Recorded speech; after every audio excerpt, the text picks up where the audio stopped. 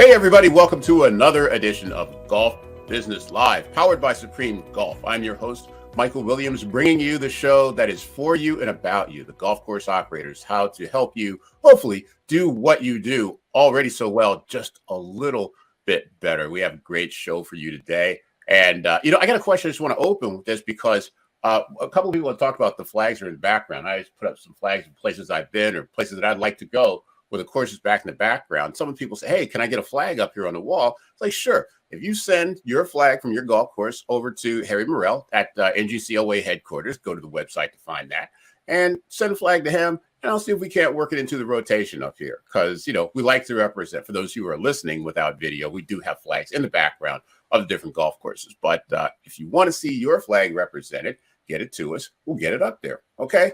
Sounds good. So without further ado, let's talk about our first topic in Inside Golf Business, because our topic today is sustainability. And that's something that's gone from being an esoteric sort of fringy subject that some courses deal with if they possibly have the time, to an absolutely essential part of golf course operations. How we manage our chemicals, how we manage our water, how we manage everything about it has gone has become a completely scientific and essential part of an effective golf course operation. And the best operators, of course, do it the best. And one of the very best is Southworth Development.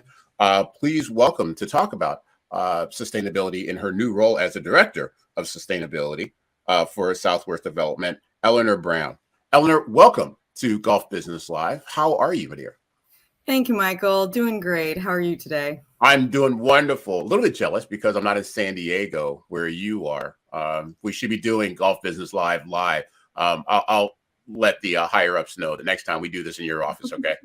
Sounds good. Thanks. Roger that. So I want to start. Want to learn a little bit about you and your role in golf, but start with Southworth Development. I know, having worked with Southworth for a little bit and visited some of their properties, when I hear Southworth, something comes to mind. What does Southworth Development mean as a golf course operator and their properties? What do we find there? Sure, Michael. Southworth Development essentially is a lifestyle company. They do run and operate. Well, they develop, own, and operate golf course clubs and communities, but really it's becoming so much more than that. It's got a storied past of, 30 some years. We're being run by David Southworth and Joe Deitch, and has really continued to be a family business in that way now that their sons, Tommy Southworth and Matthew Deitch, are taking over the reins for that. This kind of shows itself in a lot of different ways, this idea of a lifestyle company.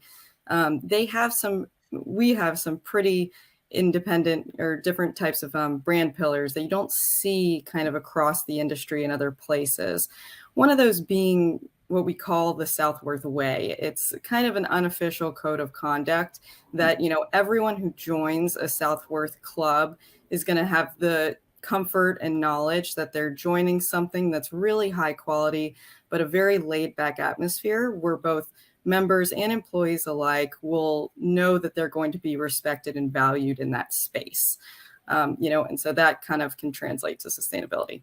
Yeah, and I've been to some of the properties when we were talking about the Renaissance Club in Boston. We're talking about the Abaco Club in Caribbean. We're talking about Machrihanish Dunes in Scotland. We'll talk about those properties during the course of our conversation. But we're talking about, when we talk about Southworth, it's a company that is large in scale and scope in terms of where it covers, and certainly very large in terms of its mission and vision for golf. Tell me about you, Eleanor. What is your background in sustainability, and how did you get connected with Southworth? Yes, sure, Michael. So my background started actually with marine science and environmental studies when I was back in school. And that was my initial passion, right? I was very in love with just the environment. And, that was over 10 years ago now. And so, back then, science and environmental science especially was really kind of siloed on its own. It wasn't talking to business at that time. It was really just, scientists doing great work, but it was really just scientists reading that work. So from there, I was trying to think of, how can we connect this conversation to the business and to the governmental world to actually be using this really good scientific research, right? So that led me to want to go to law school. And so I ended up going to law school and really focusing on environmental law, energy law, and water law, because to me, that was kind of the best avenues towards looking at, policy and how business and government work with these scientific findings. So, now with Southworth, this kind of just came about where they've been expanding their corporate team pretty aggressively right now, with the change in ownership, and they want to continue this vision of having an excellent club that's going to expand in so many ways. They were looking to expand their corporate team and really invest in that. So they were looking for somebody with a strong background in sustainability, which, sustainability is kind of a buzz term now. It really wasn't around a lot, right? 3-5 years ago or so. But, to me, sustainability, the best definition of it is just that people today need to meet their economic, environmental, and social needs without hindering the ability of future generations to do the same. So when you think about Southworth, and, we were talking about the Southworth Way earlier and how it's a space where members and employees can know that they're going to be valued and respected. The same is true in how the leadership sees the environments within which those clubs live. They really want to also respect those environments and spaces and surrounding communities. And so I think, that's why they were looking for somebody to act as their director of sustainability. Sounds to me like they may have gotten the right person. That's a really fascinating background. So when you take your wealth of knowledge and then you start to apply it to golf, the idea of managing water, is a long-term thing. Managing pesticides, for example, something that's been around for decades. So when we talk about golf course management, when you look at it from a sustainability thing, what do you see as the trends in the golf industry? What are we doing right, and what needs to change? I think what's already happening that's great and has been happening, honestly, for quite a few years is golf maintenance practices. You see that with a lot of superintendents. They have been quietly improving their irrigation practices hugely, the types of chemicals that they're using, the amount of chemicals that they're using, spot application of those things, using liquid versus just dry everywhere. And all of that makes a really big difference when you're talking just purely about the environmental effects of golf, right? With irrigation, it really depends on where you are in the country. Some people, that's a higher pressure in the West, of course, than it is in the East. So you see differences in how those practices have changed. But, even in our courses on the East Coast, they've drastically decreased their irrigation of a lot of, the courses, just because they know and are now thinking about sustainability and moving forward. Mm-hmm. I mean, when you talk about the intersection between sustainability and the law, I think the place where they get the greatest overlap was when you talk about water rights, because we're going to have a bunch of our members and other interested parties flooding my hometown of Washington, D.C. here shortly for National Golf Day, and talking a great deal about water rights, that sort of thing. How are courses, how far has that movement come in terms of working with governments to allow golf courses to get what they need while also being good citizens within the community? Because I know that there are a lot of misconceptions about how golf courses used water, how they needed water. Have we done a good job in educating the decision makers about what we're doing and what needs to be done? I think we've done a good job of relationships between governments and courses. I mean, again, this is kind of geographic specific, right? So you see a lot more of these conversations happening in the West than in the East, mainly just because the golf courses in the East may not actually have as many issues with volume of water available, right? So when you're talking about the West Coast, we have seen a lot of these great conversations. I mean, I'm sure in Arizona, they've got a lot of great municipal recycled water available, and a lot of courses pretty much just run their irrigation off of that. So a lot of the superintendents know what's going on, the government knows what's going on, and they're working together. In a lot of states in the West, you also see a lot of state rebates for turf programs. So essentially, you'll get so much money for so many square foot or acres of changing that turf back into native plants, and where you don't need to have the greens. So, you see a lot of this relationship between the golf club operators and the government. I think where we're actually struggling is to educate the public, or, people who aren't part of golf. It's really easy for them to be driving past all these beautiful golf courses and not be there every day and just think, oh, they must be wasting so much water, Yes. Whereas in Scottsdale, Arizona, it's around, I want to say 30 some courses that use recycled water, right? So that's huge. Yeah. So again, with golf perceived to be a bad actor in a space where they're actually a leader in doing the right thing. So Yes. as so many things, communicating that message is a big part of it. The wildlife that's on course. I mean, one of my favorite things to do is to go take that walking night at the end of the day and see all the wildlife that's available, doing their thing, walking that long light. And, around here we have deer and foxes and, all sorts of things, owls. Is part of your sustainability mission to protect and preserve and promote the wildlife that's on your courses? Certainly, of course. And our courses have already been doing a lot, but of course, there's so much opportunity to do more always, right? Something that I think a lot of courses around the country, and we have done as well, is planting extra milkweed for the monarch butterfly populations. Something they also do is to try and keep up trees where they can, even if they may be partially dead, if there's native bird populations living there, so that they still have their homes, right? So those are kind of a few examples of what we've been doing. Now, something that I'm really excited about that's going to be coming this summer to our club in Haverhill Renaissance is installing some beehives within a garden that's just being built out there. And it's one of those things that you hear a lot of people are starting to do, and it sounds cute, right? And you're saying, oh, a beehive, that's great.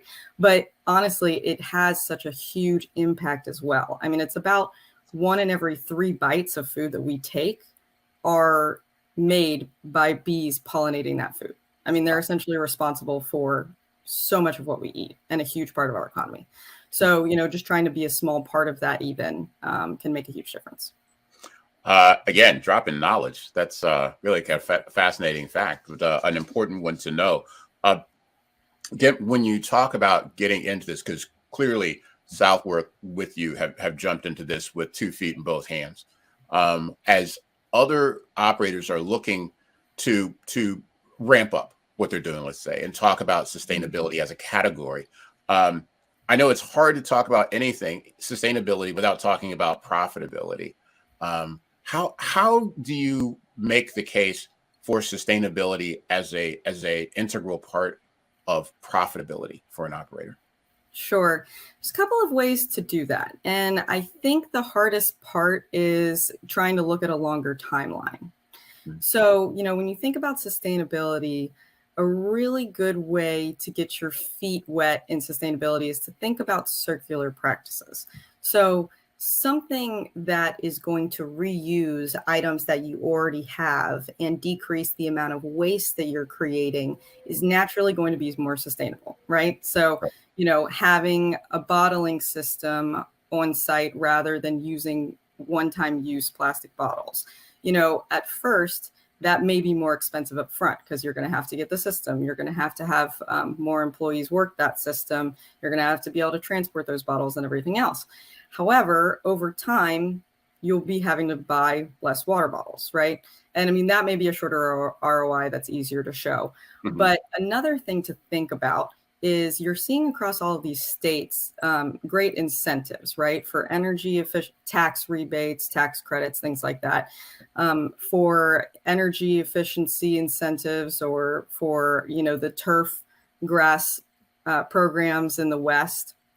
And right now, a lot of them are the government saying, okay, we're going to give you an incentive to do this. But keep in mind that in the future, that may turn into a mandate with a penalty. So, you want to think about this moving forward is we're not really going to be moving in the opposite direction.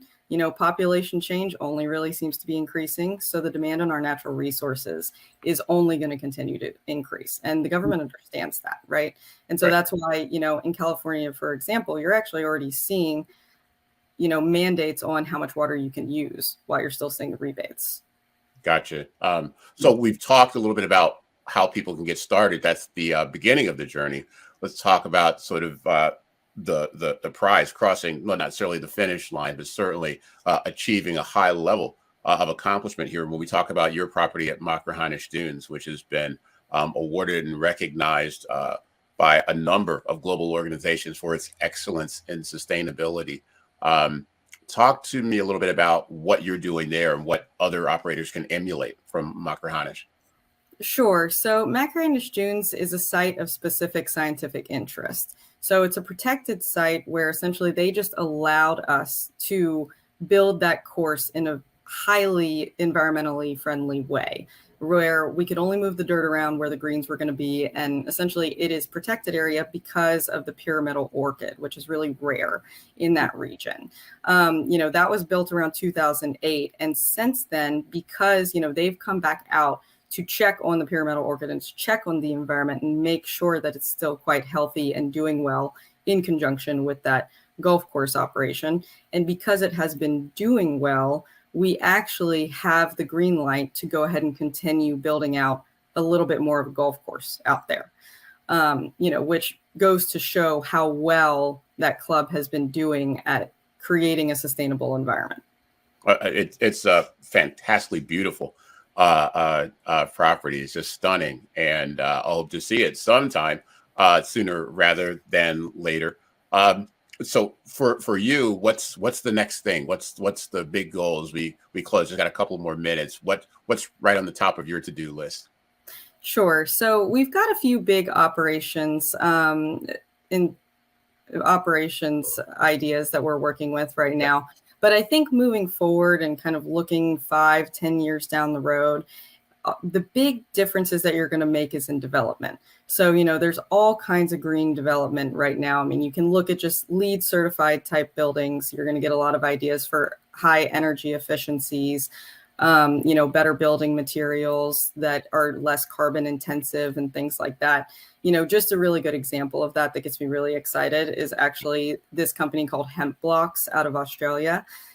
Just in 2022, the US was actually allowed hemp to be used in construction, which is great because there's other companies around the world that's using that in construction already. So this company is coming in and it's these blocks that are interlocking with a steel frame, and you can build something about the size of a 2-story house in just a few weeks. I mean, it's incredible, right? Very strong, fire resistant because it's made with lime. Just kind of an incredible material that actually isn't very new. The Romans used to use hemp and these other materials to build some of their buildings, and they're very long lasting, right? Things in, you see them in medieval Europe as well. Anyway, going off on a tangent, but these type of sustainable technologies are great because what you were talking about before, when you're looking at the economics of this moving forward, there's a lot of ways where these technologies are going to make your system more efficient and cut down actually on cost. So something like those building materials, not only is it much less of a carbon footprint, but having a building time that cuts from months to weeks or even days is going to hugely affect your cost. This is all just, completely fascinating with a capital F. And I really appreciate you sharing so much knowledge with me, with the membership on this, because again, it's a subject that's gone from, as I said in the open, from a little bit of a fringe topic to something that's absolutely essential to a quality operation. And congratulations on your new position. And we really look forward to hearing more about what you're doing in the future. I'll probably be reading on the front page of the paper, I imagine. Well, thanks so much, Michael. It was great talking with you. My pleasure. Thank you, Eleanor. That's Eleanor Brown, Director of Sustainability for Southworth. Wow, what a wealth of knowledge about knowledge in general, but specifically how to take that knowledge, how to take this science and turn it into something that has a practical application for you, both in the short term and in the long term as a golf course operator. That was great. I'm going to go rewatch that one and copy down some of the notes. But medieval building blocks? Are you kidding me? Come on, man. Where else are you going to get that except GBL with MDW? So let's take a quick break. We'll be back with House Chat right after this. So get yourself a cold beverage and a crunchy snack. We'll be right back. Michael Williams, Golf Business Live. See you in a minute. Supreme Golf is proud to be an executive partner of the NGCOA. And whether you're looking to drive recurring revenue with our market-leading public membership software or sell additional tee times on Barstool Golf Time and Supreme Golf at no cost and where you control the data and the pricing, please reach out. Welcome back to Golf Business Live, powered by Supreme Golf. Your host, Michael Williams, still here with you. Look, this is one of my favorite segments, and I've heard it's one of your favorite segments too, which makes it even more important that we do this and do this well, which is house chat. We really talk about those things that get down to the nuts and bolts of operating our properties out there. And today we're going to talk a little bit about the people, because it really is all about the people, right? You can have the best manicure, the best, most beautiful 18 holes on the planet, but if you don't have the people to support the product who are doing those things that represent you well and make the experience special, then what you really have is a very, very nice and very, very large lawn for people to play on, and they'll play it once and not come back. There are certain companies that specialize in making your people the best that they can be. Among the best of them is RCS Hospitality Group. They offer consulting and training for operations worldwide, including hotels, spas, fine dining restaurants, high-end resorts, and of course, golf course owners and operators. They have a part of their company that is specializing in training people, giving a real education to those who require it to operate our business. So let's bring on someone who knows much more about that than I do. She is the RCS Hospitality Specialist for RCS University Specialist for RCS Hospitality Group. Please welcome Tara Osborne. Tara, welcome. Thank you. How are you?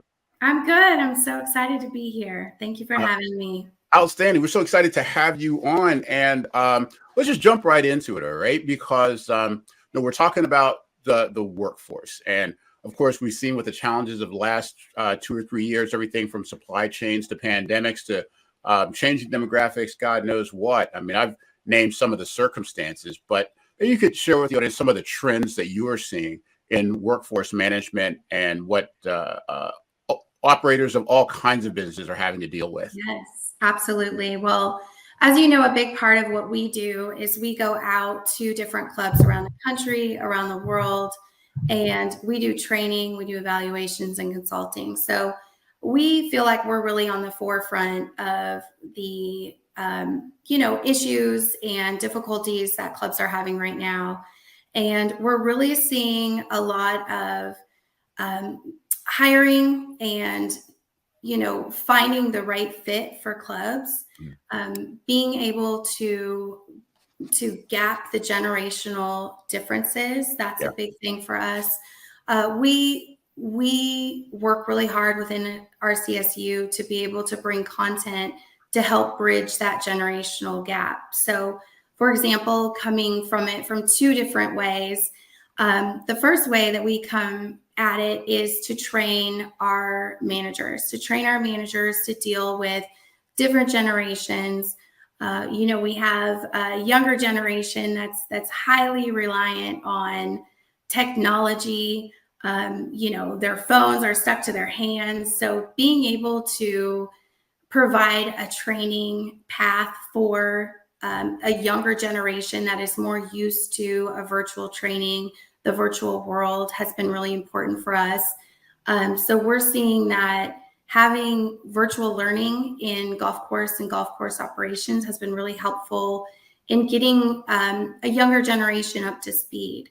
And then also being able to provide content to managers that helps them be able to learn how to communicate with different generations is also very important to us. So it's kind of twofold, but we're out there, we're, speaking on the different generations and how we can bring them together in the workforce. And it's interesting that you use the generational paradigm, because when we talk about university, the 2 things that I think about are youth. Usually we have youthful people going to university as opposed to other types of trainings, which certainly you provide within your company.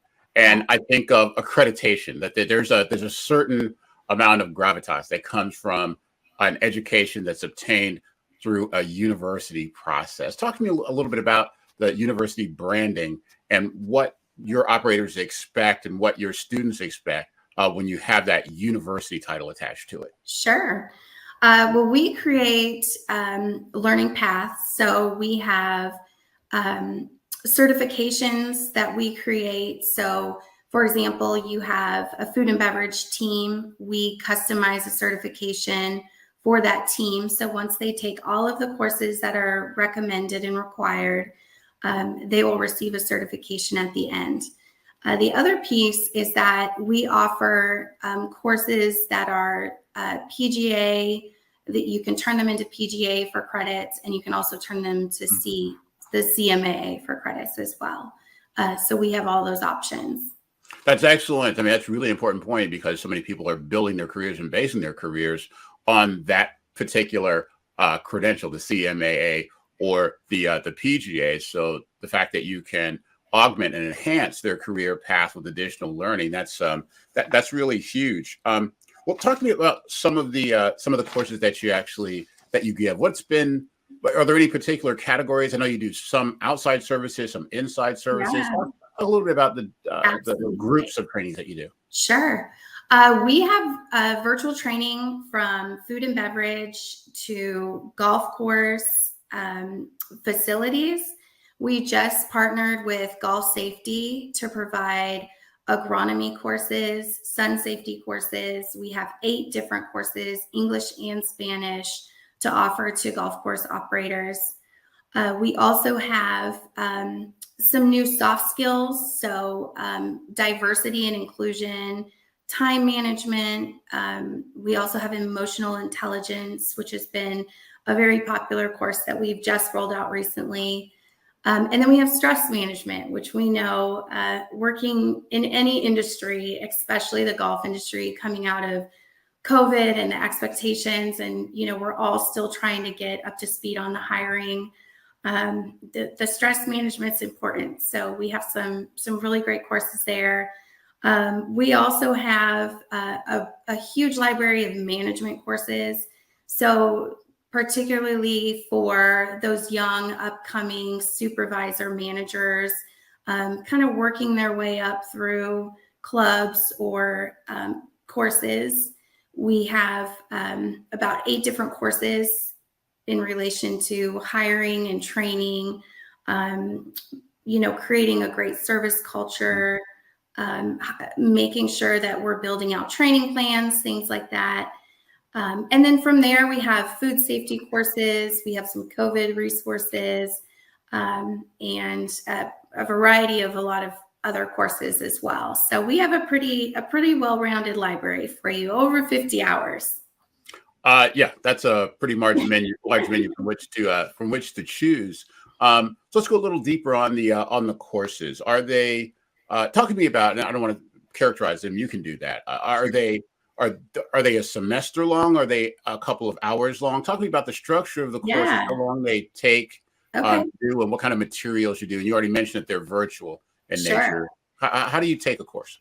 Okay, so I'll kind of walk you through a process of a new employee. So a manager would onboard their employee onto RCSU. It's a very simple process by putting their name, last name, email address. And then a manager would create an assignment. So for example, if it's a golf operations employee, they would have 5 or 6 courses that you would want them to take that have to do with golf operations and maybe some customer service. And then you would assign them the courses. They would sign on to RCSU. Each course runs about 30 to 45 minutes to an hour, depending on which course it is. And then from there, they would have a particular amount of time to take these courses. They would finish the courses. And then the manager has the ability to track the progress of their assignment. They're able to see how much time they've spent training. There's actually test questions that are involved with these courses as well. Whitney, who is the president of RCS, she created all of this content. So she went into a studio, she filmed it all. And so it's basically her talking about the different topics through storytelling and relevant experience that she's had in the industry as well. So it's they go through that process, and then the manager in turn is able to track exactly what they're doing. Interesting. And so you'll have operators who sign up for courses as they onboard their employees. Do you find that they're using it for their existing employees as well to enhance their skill set? Absolutely. Absolutely. So we create kind of a custom training plan that recommends, every 90 days of employment that employee will take another course, or some of our newer courses that we're coming out with. We, strongly recommend that new employees take those as well. But yes, it's an ongoing process. And it, you kind of go through the year, and then you start back up when you're in your big hiring season, and kind of start over and go through it again. And you must have a number of companies out there, a number of operators who have done this and really have some success stories. Do you have any? And you don't have to pin any names to them if you don't like to. Where you've made some really big differences in both the operations and with the customer satisfaction level.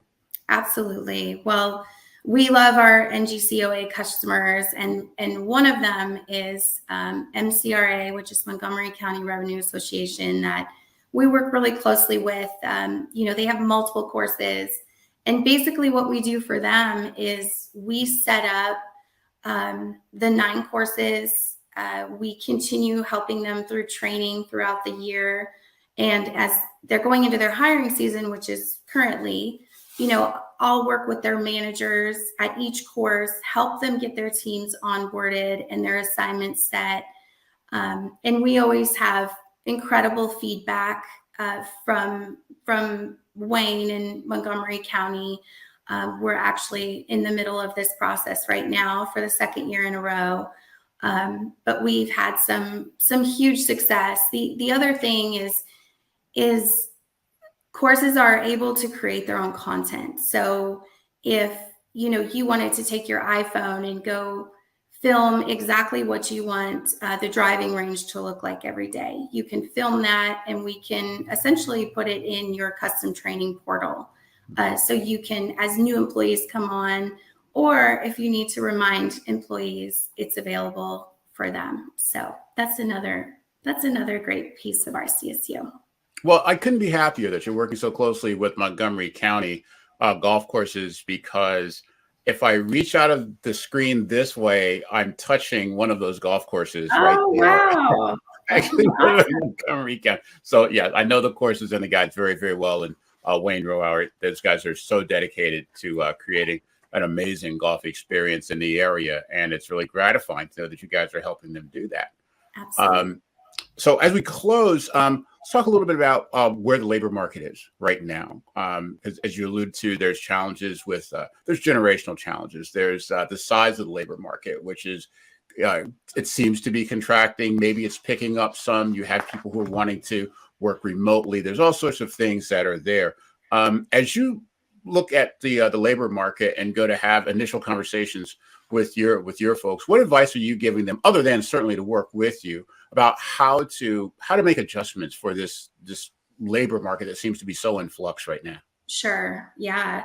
Well, it's definitely top of mind for us. We just try to share with them that however management can help employees train and help take things off of their own plate, we try to strongly suggest. So for example, with RCSU, being able to have those training materials and the ability to, essentially give an employee 5 or 6 hours of really great, relevant training without the manager having to spend that particular time with them is going to free them up for the things that are, they're pulled in all these different directions, and we understand everybody's very busy. So, being able to train the employees that maybe have never worked at a golf course before or aren't familiar with customer service, and having the ability to give them that content and, have peace of mind as a management team that they're getting really great training. And then all they have to do is just come in behind them and do the training that's, specific to their golf course. Yeah. So that's a big part of what we try and help with at golf courses.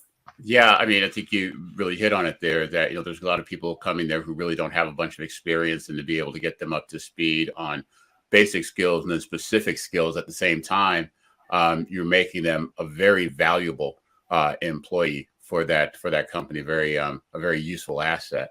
Tara, thanks so much for taking the time. We really appreciate it and look forward to having you back to hear what's new and different in your world. Okay. Thank you so much, Michael. I appreciate it.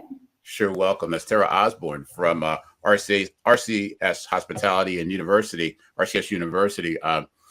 She really hit on an important point that you have a lot of people who are coming into the game in our labor market in years gone by. It would be people who maybe grew up on the golf course, played youth, and then said, well, they're going to get their first job there, or they work there in high school or in university, and then they translate and sort of naturally into these positions. And now you're going to have people who are coming in who don't have familiarity with the game, with hospitality, with the way these operations run. And you have to be both patient and very specific and diligent, and taking good people who don't have experience and giving them the training that they need to be as excellent as they possibly can be. But I've seen for myself that golf course operators around the country are certainly up to the challenge, especially with companies like RCS ready to help.